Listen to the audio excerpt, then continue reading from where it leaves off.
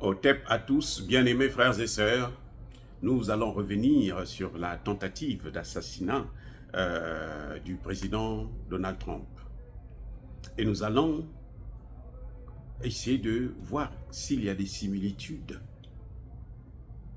Nous allons, non, même pas essayer de voir, nous allons soulever les similitudes avec la tentative d'assassinat du Premier ministre slovaque. Et puis nous allons voir quelles sont les conclusions qu'on peut tirer de tout ça.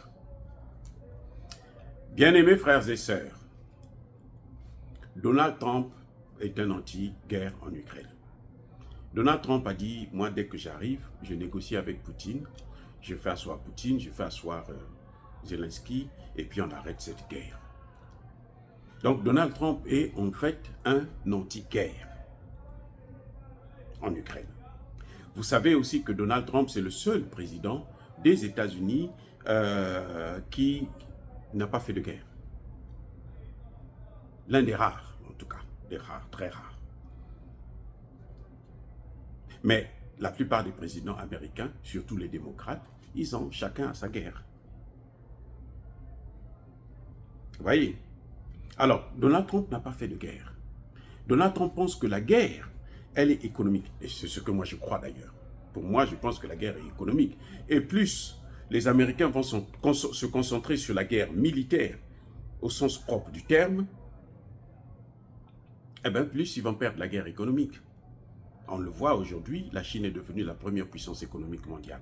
Même si les Américains peuvent le nier à travers leurs institutions qui évaluent les pays et les entreprises, mais en réalité, la Chine est devenue la première puissance économique mondiale. Là, les États-Unis viennent en deuxième position. Maintenant, nous avons l'Inde qui est en train d'avancer, qui est prête à dépasser les États-Unis. Et nous avons la Russie, qui est aujourd'hui la quatrième puissance mondiale, qui est en train de talonner l'Inde et menace même les États-Unis. Et c'est ça la vraie guerre. C'est pour ça que je me suis toujours dit que les États-Unis se trompent de guerre. Eux, ils se focalisent sur la guerre militaire, alors que les autres vont vers la guerre. L'arme atomique ne sert plus à rien. Si les États-Unis veulent utiliser l'arme atomique, là, le monde entier va disparaître. Les autres aussi ont l'arme atomique. L'Iran a l'arme atomique, la Corée du Nord là, le Pakistan, l'Inde, la Chine, la Russie. Bon, la pacotille de la France ou de l'Angleterre, ça c'est la vieille Europe. Bref, l'arme atomique n'intimide plus personne. D'ailleurs, ils n'ont pas d'uranium. L'uranium, il faut qu'il vienne en Afrique. Ou qu'ils aillent en Russie. Alors, bref. Donc, le premier point, c'est l'anti-guerre de l'Ukraine. Comme par hasard, le premier ministre slovaque aussi était anti-guerre en Ukraine. C'est la même position. Vous ne voulez pas la guerre en Ukraine. Et comment vous expliquez ça? Vous ne pensez pas qu'il y a quelque chose qui ne va pas?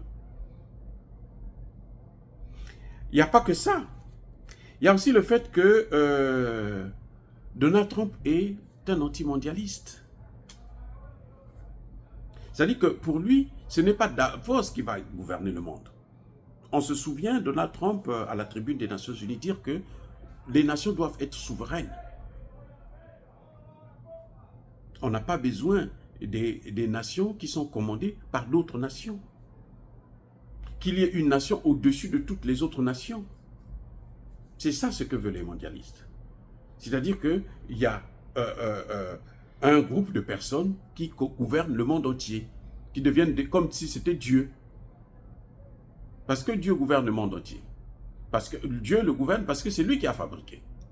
Mais pourquoi l'homme qui n'a rien fabriqué, il n'a jamais fabriqué même un autre homme, on va dire que c'est lui qui doit gouverner le monde. Et pourquoi tu vas gouverner des gens que tu n'as pas, qui ne t'appartiennent pas, qui ne sont pas sous ta coupe? Tu ne les nourris pas, tu ne les loges pas. Au contraire, tu les massacres, tu les réduis à zéro, tu les sous-développes. Et ça, c'est la même position que le premier ministre slovaque qui a échappé belle aussi à la mort. Vous avez aussi, ces mêmes gens sont anti-OTAN. C'est-à-dire que le président Donald Trump dit Mais l'OTAN, là, on gaspille beaucoup d'argent pour rien. Cet argent-là, c'est ce qui devait servir pour investir, pour développer l'industrie, notre économie, ainsi de suite. Pour financer des grands travaux, des grandes entreprises, créer des grandes entreprises, créer des emplois. Eh oui, c'est pas pour l'industrie d'armement seulement, parce que l'OTAN, c'est l'armée, en réalité. Maintenant, on veut en faire une institution politique, mais ça marche pas. Ou financière, ça marche pas non plus. Mais en fait, eux, c'est l'armée. Et quelle armée? L'armée américaine. Donc, pour les autres, là, ça ne dit rien, ils ne gagnent rien. Et le Premier ministre slovaque, lui, c'était cette position-là. On ne gagne rien avec l'OTAN. On ne fait que faire des guerres. On ne fait qu'entretenir des guerres dans le monde. On ne fait qu'intimider les autres. Ça ne sert à rien. Et puis, l'un des autres chantiers, c'est la guerre contre la corruption. Donald Trump est un farouche, va en guerre contre la corruption. Et si on rentre dans la guerre contre la corruption, c'est pour ça que d'ailleurs Donald Trump a été l'un des leaders pour voir que traîner le vice-président, plutôt le fils du président américain, Joe Biden, en prison, à la justice. C'est parce que c'était la guerre contre la corruption. Et voilà que maintenant, on a tenté de l'arrêter, politiquement parlant. On l'a diabolisé. On l'a traité de raciste, on l'a traité de tout. Que Donald Trump n'aime pas les étrangers, Donald Trump n'aime pas les Noirs, Donald Trump ceci, Donald Trump cela, juste pour le salir. Alors que je veux vous informer une chose. Le Parti démocrate, là, c'est le parti, les ancêtres des démocrates, là, c'est ceux qui ne voulaient pas qu'on puisse abolir l'esclavage. Il faut le savoir, hein. C'est la raison pour laquelle moi je suis républicain. Parce que les démocrates, eux, ils ne voulaient pas mettre un terme à l'esclavage. Ceux qui voulaient mettre un terme à l'esclavage, ce sont les républicains. Mais comme ils ont les médias, comme ce sont des menteurs, ils ont tout transformé. On nous fait croire que le parti républicain, ce sont ceux-là qui sont des racistes. Non. Les républicains, eux, la priorité, elle est nationale.